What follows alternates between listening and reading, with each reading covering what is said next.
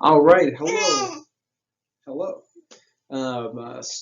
friends and neighbors. This is English lesson 16 of the week of 10/19.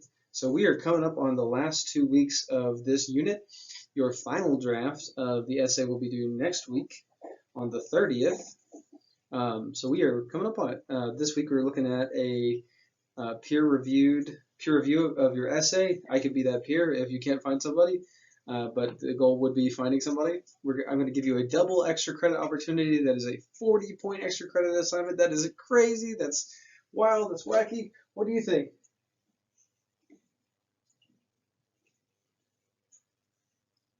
Yeah, that's what they think. Okay, so current assignments. I'm going to turn off baby cam. Current assignments are completing that peer review form, and that form is due by Saturday the 24th. Also completing the double extra credit note-taking assignment for Chapter 6 in The Great Gatsby. That is also due by the 24th. Old assignments for this 6 weeks are the Chapter 5 note check that was extra credit, and the rough draft, which was due on the 17th. That's the Saturday that just passed us. Our learning targets for this week. Our learning for this targets this week are for writing. We can provide and receive peer feedback on our essay prior to completing our final draft for essay number 1. This means we can apply language norms and provide specific feedback to others and receive it from others. And that will be graded this Saturday in the graded essay peer response form. So there will be a form once you've completed that task. You will not turn in that task. You'll turn in a form after you do it. There will be a literature double extra credit opportunity this week when we read and take notes on Chapter 6 of The Great Gatsby using Cornell notes. We're doing a little bit of practice ahead of our second essay, which will require us to take Cornell notes on an interview that we do. So this means I can use Cornell note methods to take notes on a grade level literary text, and that will be our extra credit this week. Our informational lesson today is a short mini lesson introduction to the text Lies My Teacher Told Me. This means we won't be using Cornell notes in class, but we will be taking notes on a new text. All right, our week structure is as follows. At the beginning of the week, we have a short lesson that has an explanation of our assignments for the week and a walkthrough of how to complete those. On Wednesday, my office hours are 10 a.m. to 12:30 p.m. normally. This week I will have a meeting, so I'm going to push my office hours back to 11:30 a.m. to 1 p.m. And that is just this week only. So that's going to be a little bit different this week. Do note that my office hours will be from 11:30. Handwriting. Oh man. 11:30 instead of 10 because I do have a meeting. All right, here's our mindful list. It's this nice chill lake. It's very peaceful. Very peaceful lake. Up, and it's being interrupted by two squawky. It's by the Bean team. It's the Bean team who are with me today while I'm recording. There they go.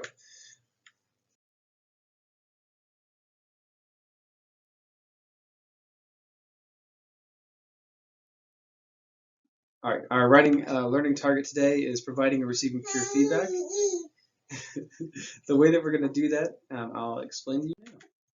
So your peer review is getting feedback from someone else on the essay that you've written.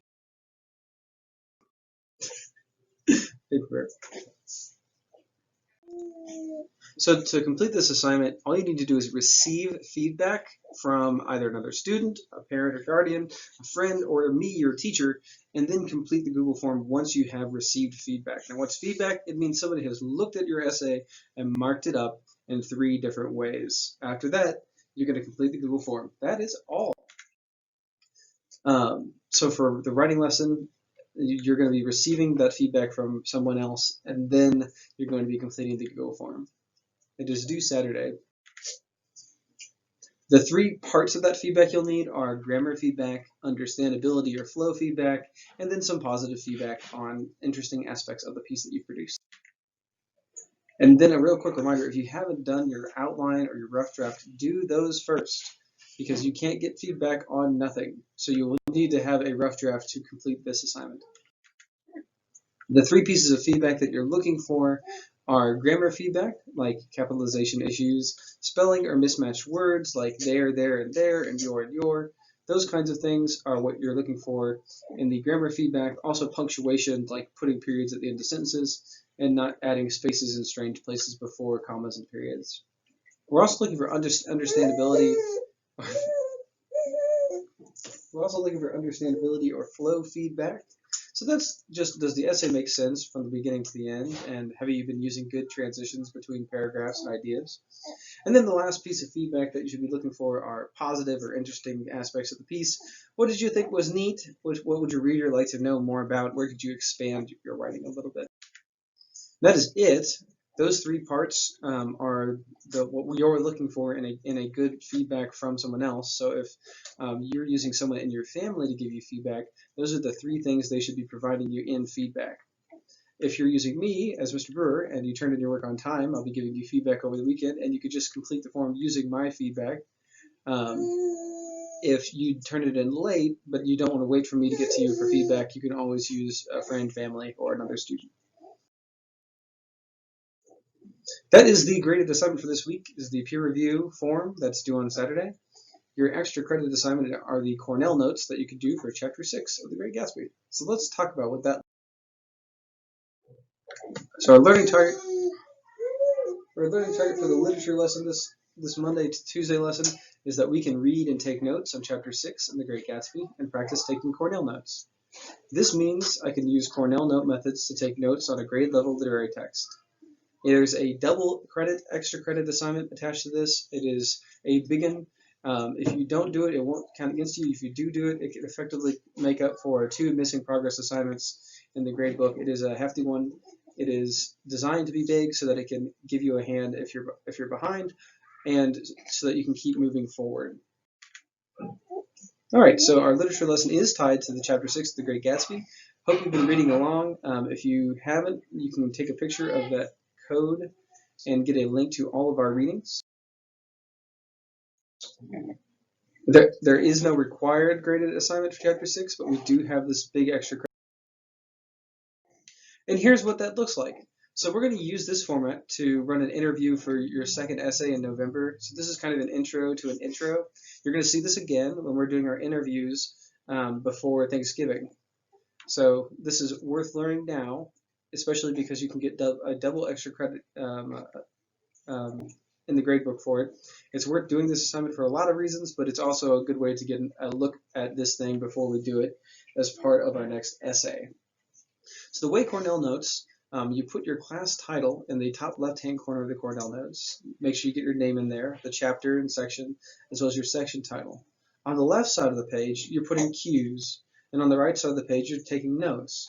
So on the left, what you should be doing is writing down 1 or 2 word notes that are main ideas, vocabulary, and leaving space between them. Now, I'm going to ask you, if you do the vocabulary along with me on Chapter 6, to include a definition.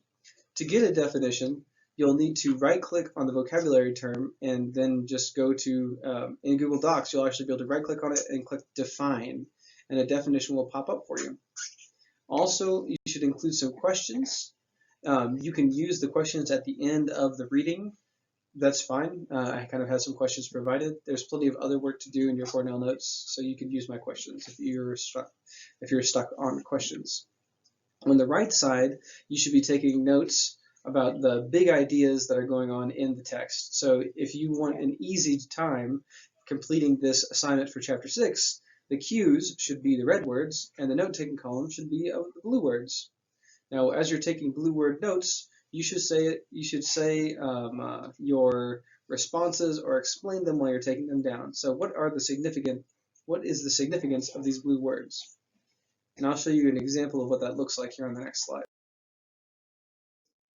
So here is what your Cornell notes should look like. That's right, Michael. So here's what your Cornell notes should look like. Um, on the left, you have your red words, vocabulary terms, along with their definitions pulled straight from Google Docs. On the right, you have the blue words as they pop up, and a quick explanation of what those blue words mean. Now, if you're reading along with me on YouTube, I'm going to pause and I'm usually going to explain what the blue words mean in my own words. You can use my words or you can use your own words to explain what the blue words mean, or you can interpret the blue words differently, and so long as you can, defend what your interpretation is. Also note the name of this student is Tofbe Font because Avatar is life.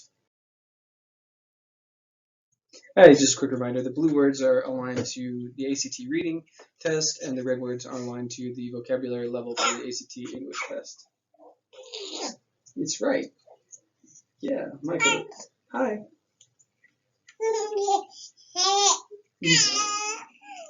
Yeah. You tell him, Michael. Yeah. All right. The only graded assignment this week is the peer review of the essay.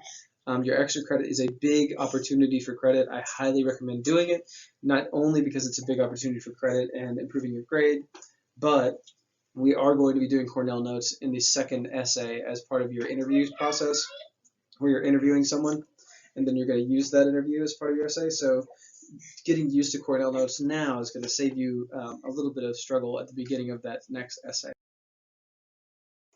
Okay. Our informational lesson today is just a quick overview of a text that we're going to be drawing some quotes and chapters from in the future. We're going to be looking at two texts by a guy named... Oh, it's okay.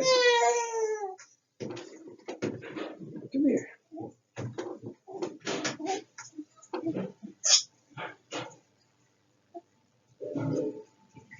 All right. Binky deployed. So our learning target today is we can read an introduction to the text Lies My Teacher Told Me by James Lowen. And we're going to gain some context for an informational text we're going to refer to for the next 6 weeks.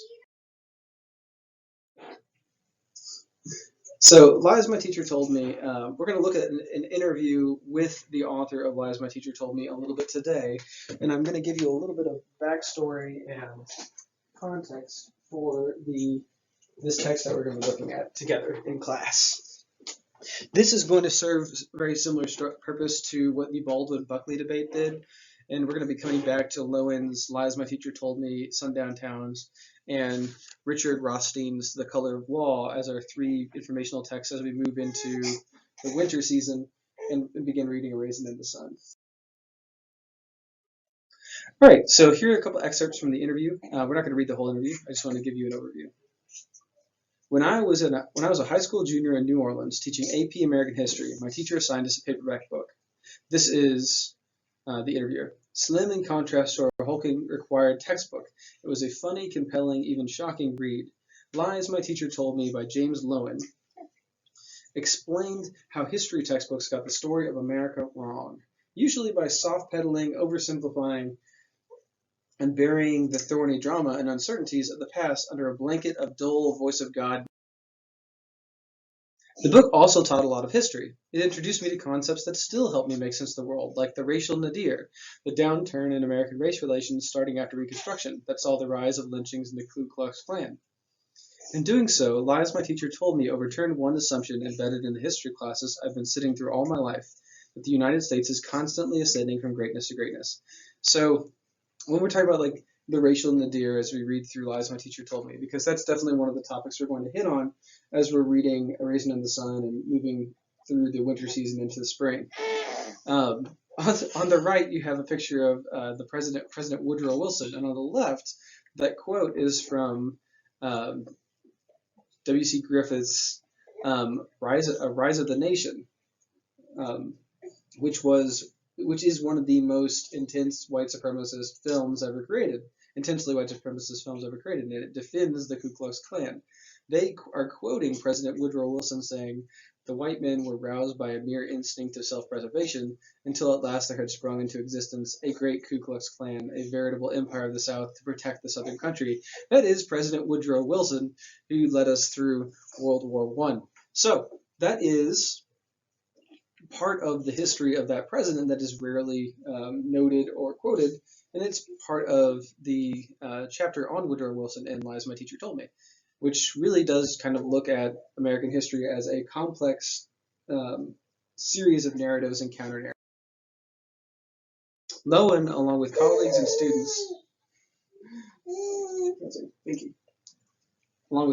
students, co-wrote a new high school state history textbook called Mississippi Conflict and Change. Despite high ratings from reviewers, the Mississippi State Textbook Purchasing Board rejected the book on the grounds that it was racially inflammatory. Lowen and his co-authors sued the board. John Turnipseed of the Mississippi State Textbook Purchasing Board was on the stand. The Mississippi Attorney General for the state of Mississippi asked why he had voted against our book, and he had us turn to a page where there's a photo of a lynching. Now, our textbook was the only textbook in America that included a photo of a lynching, and ironically, almost none do. Turnipseed is on the stand, and he says, "Now you know, some ninth graders, especially black male ninth graders, are pretty big, and I worried that teachers, especially white lady teachers, would have trouble controlling their classes with material like this in the book." This is Turnipseed. The U.S. District Court found that Lowen and the textbook. So they did adopt the textbook. The judge, who was an older white Mississippian, took over the questioning, and he said, "But that happened, didn't it? Didn't Mississippi have more lynchings than any other state?" And Turnipseed said, and again I quote, "Well, yes, but all that happened so long ago. Why dwell on it now?" And the judge said, "Well, it is a history book." And this is a George Santayana, who's a philosopher, quote, "Those who cannot learn from history are doomed to repeat it." The quote gets misinterpreted a lot. Boys, we're almost there. That whole escapade proved to me that history can be a weapon, and that it has been used against my students. And that's what got me so interested in American history as a weapon. You should check out, if you're interested in these topics, what's going on in the Muhammad Ali Center these days with their Truth Be Told series, which is about the whitewashing of American history and uses a lot of the same concepts and discussion pieces that Lowen uses in his texts, Lies My Teacher Told Me, and Sundown Towns, as well as the text The Color of Law that we're going to take a look at. So this is from the interview. The book is called Lies My Teacher Told Me. What's the biggest lie in the book? That's the interviewer asking the question. And Lowen says, "Usually when I'm asked what's the biggest lie, I put my hand out in front of me slanting upward and to the right. And what I mean by that is the overall theme of American history is we started out great and we've been getting better ever since, kind of automatically. And the trouble with that is two things. First of all, it's not always true. And the second part is what it does to the high school student. It says you don't need to protest, you don't need to write your congressman, and you don't need to do any of the things that citizens do because everything's getting better all the time. So it encourages passivity? Exactly. Thank you for joining me for the Bean Team exclusive Teamwork Makes the Dream Work episode of Mr. Brewer's class. If you have any questions about these assignments, please don't hesitate to reach out to me through email or Google Classroom on the assignment. I'll get back to you as quick as I can. Again, our goals for this week are the writing graded peer response form. So that is just a form that you will fill out as soon as you've gotten feedback on your essay. That feedback can come from me. That's fine. I understand that you may not be able to get in contact with another student or find somebody who can help you do that peer review. If you are just using me as your peer, that's totally cool. And just a quick reminder, the stuff on the left is our assignments that have been due, and the stuff on the right are assignments that are up. All right, saved by it. Oh no! Yeah, this is Michael. This is Raphael. It's about their nap time. Well, I hope you guys have a good afternoon, and thanks for listening. Bye.